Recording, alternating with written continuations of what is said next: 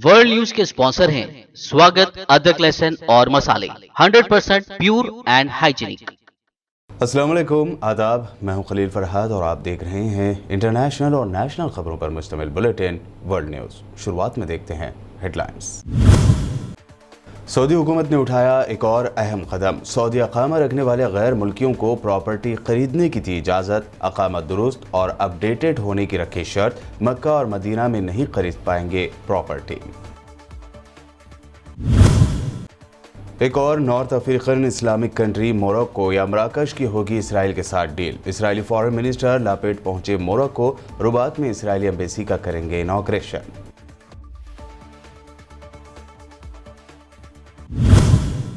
अमेरिकी हमले भी तालिबान के कदम रोकने में हुए नाकाम। अफगानिस्तान के 7वें सूबे फराह पर भी तालिबान का कब्जा। यूरोपीय यूनियन ने किया दावा, अफगानिस्तान के 65% हिस्से पर है तालिबान का कंट्रोल।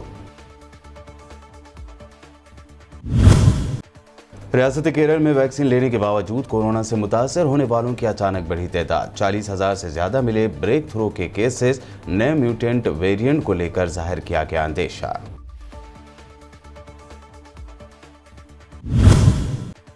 राज्यसभा में अरकान पार्लियामेंट के टेबल पर चढ़कर मुखालफत करने से नाराज हुए वेंकैया नायडू। इंतहाई जज्बाती अंदाज में आज ऐवान में कहा, इस वाक़े से हुआ हूं बेहद दुखी, रात भर नहीं सो पाया।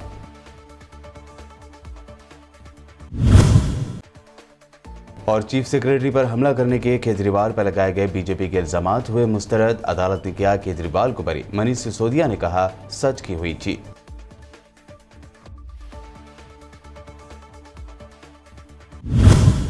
सऊदी हुकूमत ने इस्लाहात की जानिब एक अहम कदम उठाते हुए सऊदी अकामा रखने वाले गैर मुल्कियों को मुल्क में प्रॉपर्टी खरीदने की इजाज़त दे दी है। अरब मीडिया के मुताबिक सऊदी हुकूमत की जानिब से जायदाद खरीदने के लिए कुछ शराइत भी मुकर्रर की गई हैं, जिसके मुताबिक जायदाद यानी प्रॉपर्टी खरीदने के लिए अकामा दुरुस्त और अपडेटेड होना ज़रूरी है। एलामिया के मुताबिक जायदाद की मालूमात सरकारी दस्तावेज़ात की कॉपी के साथ देना होगा। जायदाद खरीदने वाले के नाम दूसरी जायदाद नहीं होनी चाहिए। सऊदी हुकूमत ने कहा है कि जायदाद मक्का या मदीना में नहीं खरीदी जा सकती। गैर मुल्की अफराद सिर्फ रिहायशी मकसद के लिए जायदाद खरीद सकते हैं। दूसरी जानिब अबशर अकाउंट इंतज़ामिया का कहना है कि मुल्क में मुकीम गैर मुल्कियों को एक अदद गैर मनकुला जायदाद यानी इमूवेबल प्रॉपर्टी की मिल्कियत रखने का इख्तियार है। अबशर अकाउंट के जरिए वो गैर मनकुला जायदाद खरीदने की दरख्वास्त जमा करवा सकते हैं, जिसका जायजा लेने के बाद उन्हें मंजूरी दी जाएगी। एक और मुस्लिम कंट्री मोरक्को या मराकश इसराइल के साथ मुआहदा करेगी। Israeli foreign minister Yair Lapid आज बुध के रोज़ मराकश का दौरा कर रहे हैं। दोनों ममालिक के दरमियान ताल्लुकात की बहाली के बाद इस लेवल का ये पहला दौरा है। गुज़िश्ता साल दिसंबर में साबिक़ अमेरिकी सदर डोनाल्ड ट्रंप की सालिसी के नतीजे में दोनों ममालिक बाहमी सिफारती ताल्लुकात की बहाली पर मुत्तफ़िक़ हुए थे। इस डील की बिना पर अमेरिका ने मगरबी सहारा खित्ते पर मराकश की हाकमियत को तस्लीम किया था। इस दौरे पर इसराइली फॉरेन मिनिस्टर लापेड रुबात में इसराइली सिफारतखाने का इनॉग्रेशन करेंगे, जबकि बाद में वो कासाब्लांका की तारीखी यहूदी इबादतगाह टेम्पल बैत एल भी जाएंगे। अफगानिस्तान में अपनी कार्रवाई जारी रखते हुए तालिबान जंगजुओं ने साउथ वेस्ट सूबे फराह की दारुल हुकूमत पर भी कब्जा कर लिया है। फराह पर कब्जे के बाद तालिबान ने गुज़िश्ता जुमे से मुल्क के 7 सूबों पर अपना कब्जा जमा लिया है। हालांकि खबर है कि मज़ार शरीफ में अफगान फोर्सेस तालिबान जंगजुओं को पीछे धकेलने में कामयाब हो गई है। दूसरी जानिब यूरोपीय यूनियन ने कहा है कि गैर मुल्की अफवाज के इनखला के बाद तालिबान ने अफगान की सरजमीन पर अपनी गिरफ्त मजबूत करते हुए मुल्क के 65% हिस्से पर कंट्रोल हासिल कर लिया। यूरोपीय यूनियन के एक सीनियर अहदेदारान ने बताया है कि तालिबान अब 65% अफगान सरजमीन पर काबिज हैं। 11 सूबाई दारुल हुकूमतों पर कब्जा करने की धमकी भी दी है। इसी के साथ यूरोपीय यूनियन के एक अहदेदार ने बताया कि हालिया महीनों में तकरीबन 4 लाख अफगानी शहरी बेघर हुए हैं और गुज़िश्ता 10 दिनों के दौरान ईरान फरार होने वालों की तादाद में भी इजाफा हुआ है। इस दरमियान अफगानिस्तान के सदर अशरफ गनी बुध के रोज़ नॉर्थ अफगान शहर मज़ार शरीफ पहुँच गए। ये बात अहम है कि इस वक्त तालिबान इस शहर पर कब्जे के लिए इसे मुहासरे में लिए हुए हैं। गनी एक ऐसे वक्त में मज़ार शरीफ पहुँचे हैं जब तालिबान ने गुज़िश्ता शब बदख्शां सूबे के दारुल हुकूमत फैज़ाबाद पर कब्जा किया है। जुमा के रोज़ से अब तक ये 9वां अहम शहर है जो तालिबान के कब्ज़े में जा चुका है। कहा जा रहा है कि मज़ार शरीफ के इस दौरे में अशरफ गनी मुकामी जंगी सरदारों अब्दुल रशीद दोस्तम और अता मोहम्मद नूर से मुलाकातें करेंगे। अगर तालिबान मज़ार शरीफ पर कब्ज़ा कर लेते हैं तो ये काबुल हुकूमत के लिए एक बड़ा धचका और मुल्क के तमाम तर नॉर्थ एरिया का कंट्रोल खो देने के बराबर होगा। वहीं अमेरिकी सदर जो बाइडन ने कहा है कि अब अफगानों को खुद अपने लिए लड़ना होगा। जो बाइडन ने कहा कि अफगान फौज तादाद में तालिबान से कहीं ज़्यादा है, मगर इसे लड़ने के लिए तैयार होना होगा। अमेरिकी सदर ने अफगान सियासी क़यादत से भी अपील की है कि वो इश्तिराक अमल का मुजाहरा करें। जो बाइडन का कहना था कि शायद अब अफगान ये बात समझते जा रहे हैं कि उन्हें आला सतह पर सियासी इत्तेफाक राय का मुजाहरा करना होगा। अमेरिकी सदर ने अफगानिस्तान से अमेरिकी क़यादत में नेटो फोर्सेस के इनखला के फैसले का दिफा किया। वाज़ेह है कि इस वक्त अफगानिस्तान में सिर्फ 2500 अमेरिकी फ़ौजी मौजूद हैं, जबकि दीगर नेटो ममालिक की फ़ौज मुकम्मल तौर पर अफगानिस्तान छोड़ चुकी है। अमेरिका के फॉरेन मिनिस्टर एंथोनी ब्लिंकन ने चीन को वार्निंग दी है कि साउथ बहर चीन में ख़तरनाक और तहरीकी कार्रवाइयाँ हमारी निगाह में हैं। इलाके में कोई भी झड़प सिक्योरिटी और तिजारत यानी बिजनेस के लिए संजीदा सतह के ग्लोबल रिजल्ट का सबब बन जाएगी। ब्लिंकन ने हिंदुस्तान की ज़ेर सदारत UN सिक्योरिटी कौंसिल की बहरी सिक्योरिटी से मुताल्लिक़ मीटिंग से खिताब में कहा है कि बहरी उसूल व कवायद ख़तरे में है। हम जनूबी बहर चीन में ख़तरनाक शक्ल में एक दूसरे के मद्दे मुकाबिल यानी एक दूसरे के सामने आने और उकसाने वाले हरकत पर मबनी सामानों से बखूबी वाकिफ़ है। सऊदी अरब ने मुल्क भर में इंसदाद बदउनवानी यानी एंटी करप्शन की एक कार्रवाई में मुख्तलिफ मिनिस्ट्रीज से ताल्लुक़ रखने वाले 207 अहदेदारों को गिरफ्तार किया है। सऊदी अरब के एंटी करप्शन कमीशन ने ताहम गिरफ्तार शुदगान की आइडेंटिटी जाहिर नहीं की है। एंटी करप्शन की कार्रवाइयों का आगाज़ सऊदी वली-अहद शहज़ादा मोहम्मद बिन सलमान के हुक्म पर साल 2017 में हुआ था। सऊदी इंसदाद बदउनवानी कमीशन अब तक 106 अरब डॉलर के असासे रियासत को वापस दिला चुका है। कमीशन के मुताबिक इस ताज़ा कार्रवाई में 460 अफराद से मुताल्लिक़ तफ्तीश की गई, जिसके बाद 207 सऊदी शहरियों और रिहायशियों को हिरासत में लिया गया। ज़ेर हिरासत अफराद पर फ्रॉड, करप्शन और इख्तियारात के नाजायज़ इस्तेमाल के इल्ज़ामात हैं। अरब इस्लामिक कंट्री अलजायर या अल्जीरिया में 72 मुकामात पर एक ही वक्त में लगी भयानक आग के वाक़यात को हुकूमत ने साजिशी कार्रवाई का नतीजा करार दिया है। अलजायर के होम मिनिस्टर ने कहा है कि इतने बड़े पैमाने पर आतिशज़दगी तकरीबी कार्रवाई का ही नतीजा है, जिसकी तहक़ीक़ात के अहकामात जारी कर दिए गए हैं। ज़राए के मुताबिक शहरियों की जान बचाने की कार्रवाई के दौरान कम अज़ कम 25 फ़ौजी एहलकार अपनी जान से हाथ धो बैठे। इन हलाकतों के बाद मरने वालों की तादाद 42 तक यानी 42 तक पहुँच गई है। अलजायर के होम मिनिस्टर अब्दुल मजीद तबून का कहना था कि मुल्क के नॉर्थ और ईस्ट सूबों में वाक़ जंगलात में आग लगनी शुरू हुई है, जो साजिशी कार्रवाई का नतीजा है। उनका कहना था कि इस सिलसिले में तहक़ीक़ात शुरू कर दी गई हैं। उन्होंने मज़ीद कहा कि घरों के करीब कुछ आग भड़क उठी, जिसने रिहायशियों को नकल मकाने पर मजबूर किया। फायर फाइटिंग टीमें और हेलीकॉप्टर अभी भी आग पर काबू पाने की कोशिश कर रहे हैं। ये आग दारुल हुकूमत से 100 किलोमीटर के फासले पर वाक़े रियासत तज़ी ओज़ो में आबादी के लिए ख़तरा बनी हुई है। जंगल में लगी आग से ग्रीस यानी यूनान का आसमान भी जर्द हो गया है। यूनान के वज़ीर आज़म ने हुकूमत की तरफ से मुल्क में लगी जंगल की आग को बुझाने में मौसर इक़दामात न करने पर कौम से माफ़ी मांगी है। यूनानी वज़ीर आज़म अतियाकोस ने गर्मी की लहर और तवील खुश्क साली के हवाले देते हुए कहा कि इन दो वजूहात ने आग बुझाने का काम दुश्वार कर दिया था। उन्होंने कहा कि हाल ही में मुल्क में आग लगने के 500 से ज़ायद वाक़यात हुए। टेलीविज़न में कौम से खिताब करते हुए उन्होंने कहा कि वो अपने उन हम वतन शहरियों की तकलीफ़ से पूरी तरह वाकिफ़ हैं जिन्होंने आग में अपने घरों और जायदाद को जलते देखा। उन्होंने यूनानी अवाम को यकीन दिलाया कि इस मामले पर नाकामियों की छानबीन की जाएगी और ज़िम्मेदारों का तयन किया जाएगा। तुर्की के सरकारी हुक्काम ने कोरोना वायरस के फैलाव की वजह से सितंबर में मुमकिना इक़दामात करने शुरू कर दिए हैं।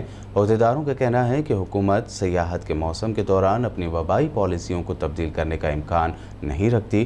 ताहम सितंबर के दूसरे हिस्से में अंदरूनी मकामात पर कुछ क़वानीन नाफिज किए जा सकते हैं। ओहदेदार का मजीद कहना है कि कर्फ्यू जैसे मुल्क गिर पाबंदियाँ लगाए जाने की तवक्को तो नहीं है, लेकिन हुक्काम फ़िलहाल कुछ इक़दामात पर तबादला ख्याल कर रहे हैं कि बग़ैर वैक्सीन के और एहतियाती तदाबीर के लोगों को सयाहती मुकामात यानी टूरिस्ट प्लेसेस और इंडोर में जाने की इजाज़त नहीं होगी। अफसरान सितंबर और नवंबर में स्कूलों, सरकारी दफातर और कारोबारी इदारों के अंदरूनी हिस्सों में नाफिज होने वाले क़वाइद की फहरिस्त तैयार कर रहे हैं। वर्ल्ड न्यूज़ में वक्त हुआ है एक शॉर्ट ब्रेक का। ब्रेक के बाद जल्द लौटेंगे और देखेंगे अहम नेशनल न्यूज़।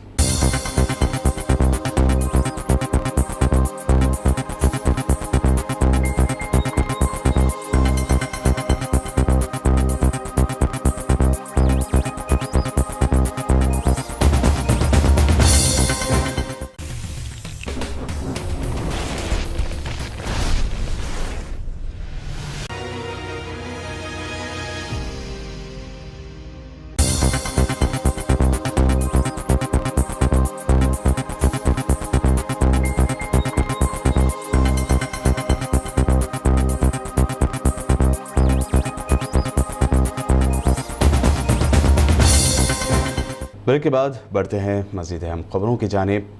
कैलिफोर्निया में वाक़ स्क्रिप्स रिसर्च में warm institute for research and medicine के प्रोफेसर किम जांडा और एली आर केलावे ने कहा है कि टेप वर्म मेडिसिन में सैलिसिलानिलाइडस क्लास का केमिकल होता है जो कि कोरोना को रोकने में मौसर है। कैलिफोर्निया की इस इंस्टीट्यूट के लैब में स्टडी की गई जिसमें यह बात सामने आई है कि ये दवा 48 घंटों के अंदर वायरस को मारने की सलाहियत रखती है। किम जांडा ने कहा कि गुज़िश्ता 10-15 सालों से इस बात की तस्दीक की गई है कि सैलिसिलानिलाइडस मुख्तलिफ किस्म के वायरस के ख़िलाफ़ काम करता है। हालांकि यह आंतों से मुताल्लिक़ है और इसका जहरीला असर भी हो सकता है। इसलिए हमने चूहों और सेल्स पर मुख्तलिफ़ किस्म के लेबॉरेटरी टेस्ट किए ताकि अपनी बात को पुख्ता तौर पर साबित कर सकें। रियासत केरल में 40,000 से ज़्यादा ब्रेक थ्रू यानी वैक्सीन के डोज लेने के बाद कोरोना से मुतासर होने के इन्फेक्शन के मामले सामने आए हैं। इम्यूनिटी स्केप को बड़ी तशवीश की वजह से माना जा रहा है। इसके अलावा ब्रेक थ्रू इन्फेक्शन कुछ ज़िलों में देखा गया है।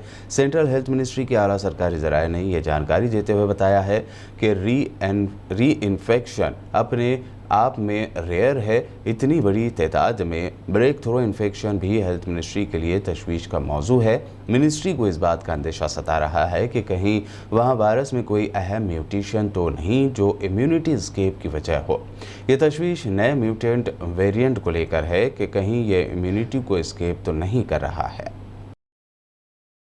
राज्यसभा के चेयरमैन और वाइस प्रेसिडेंट वेंकैया नायडू ने कल मंगल को हुए शदीद हंगामे पर इंतहाई अफसोस का इजहार करते हुए आज इसकी शदीद मजम्मत की। साथ ही उन्होंने जज्बाती अंदाज में कहा कि कल कुछ अरकान पार्लियामेंट की जानिब से टेबल पर चढ़ जाने के वाक़े से वो बेहद दुखी हैं, बेहद जज्बाती नजर आए। नायडू ने कहा कि मैं रात भर इस वाक़े के बाद सोया नहीं हूँ। Yesterday was a golden opportunity for the concerned members to have gone on record with their positions on all issues relating to the right of the farmers. But it was not to the, we see, please have the decency at least, that the chair is saying something at least to hear it. You may not agree, that's a different matter. The positions on all issues to the right of farmers, but it was not to be, as the sole intention seems to be, not to allow the house to function. Sir, 35 bills have been passed. Right at the start of the proceedings of the House yesterday, I have cautioned them not to take up the listed discussion on farm sector. And then, what is worrisome, some members of the House have caught the sad moments of sacrilege in the House yesterday and posted it on the social media. By doing so, they only ended up showing the people to the extent which this August House can degenerate to the newfound competitiveness and aggressive disruption by some sectors. I was very sad. I am deeply anguished, and also the nation also is anguished.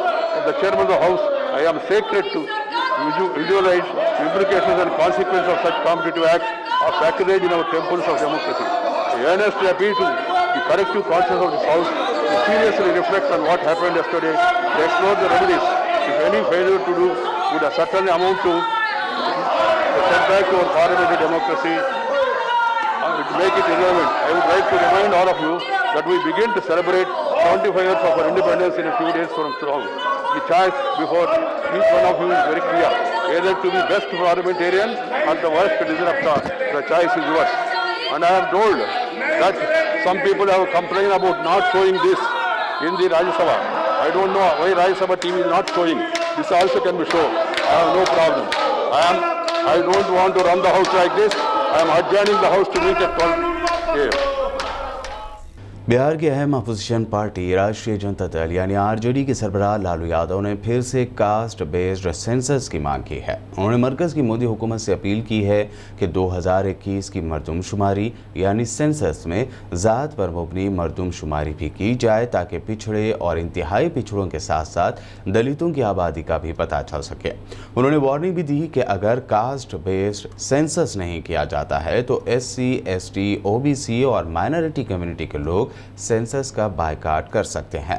Lalu Yadav ने tweet किया कि अगर 2021 census में cast का census नहीं होगा तो बिहार के अलावा मुल्क के सभी पिछड़े तबके के लोग इस सेंसस का बायकॉट कर सकते हैं। उन्होंने लिखा कि सेंसस के जिन आदाद शुमार से मुल्क की अक्सरियती आबादी का भला नहीं होता हो तो फिर जानवरों की गिनती वाले नंबर्स का क्या हम अचार डालेंगे। अदालत की जानिब से चीफ सेक्रेटरी पर हमला करने के तमाम इल्ज़ाम से दिल्ली के CM अरविंद केजरीवाल को बरी कर दिया गया। इस सिलसिले में मनीष सिसोदिया ने मज़ीद जानकारी दी।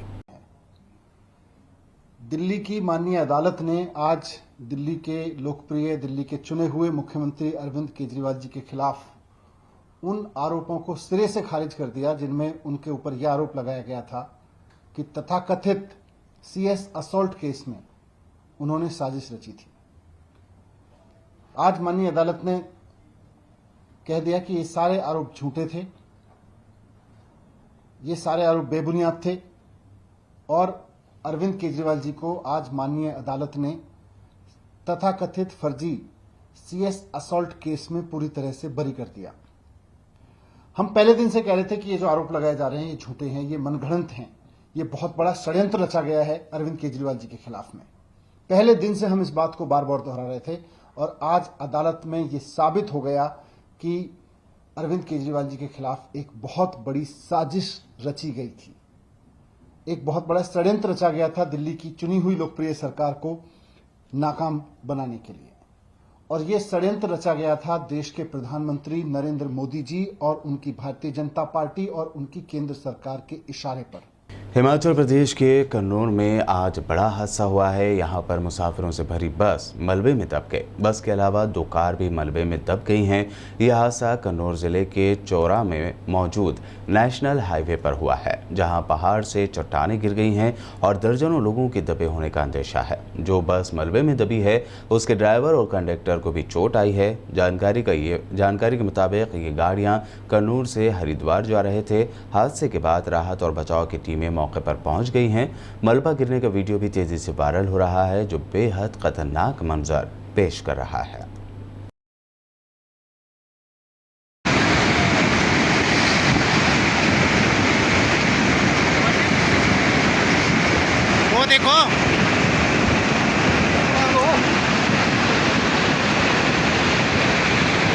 वो देखो नीचे क्या हुआ थे। दोनों रोड बंद किए इसने। निगुसरी के समीप चील जंगल के पास एक बहुत बड़ा हादसा हुआ है। गाड़ियाँ गई बोला और बसें दबे बोला इसमें। गवर्नमेंट बस गई है। हाँ गाड़ी थी गई बोला और देख सकते हो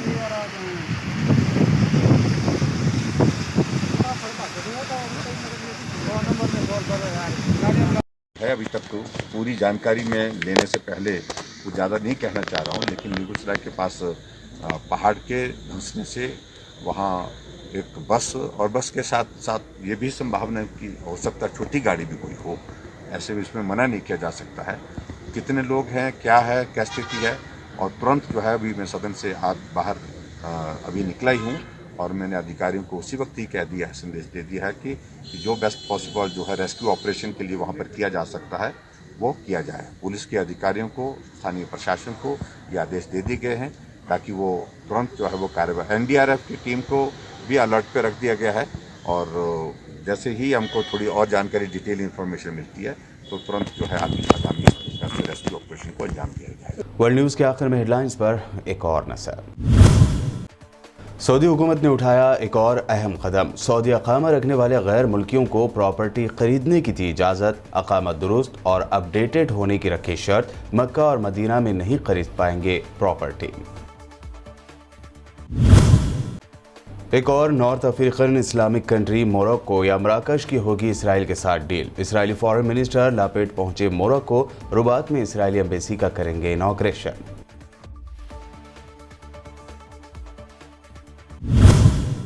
अमेरिकी हमले भी तालिबान के कदम रोकने में हुए नाकाम। अफगानिस्तान के 7वें सूबे फराह पर भी तालिबान का कब्जा।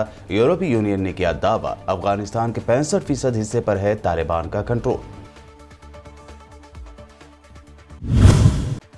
रियासत केरल में वैक्सीन लेने के बावजूद कोरोना से मुतासर होने वालों की अचानक बढ़ी तादाद। 40,000 से ज्यादा मिले ब्रेक थ्रू के केसेस। नए म्यूटेंट वेरिएंट को लेकर जाहिर किया गया अंदेशा।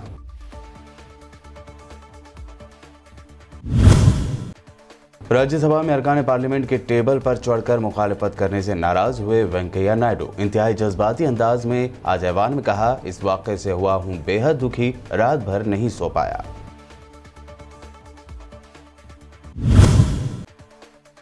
और चीफ सेक्रेटरी पर हमला करने के केजरीवाल पर लगाए गए बीजेपी के इल्जामात हुए मुस्तरद। अदालत ने किया केजरीवाल को बरी। मनीष सिसोदिया ने कहा, सच की हुई जीत।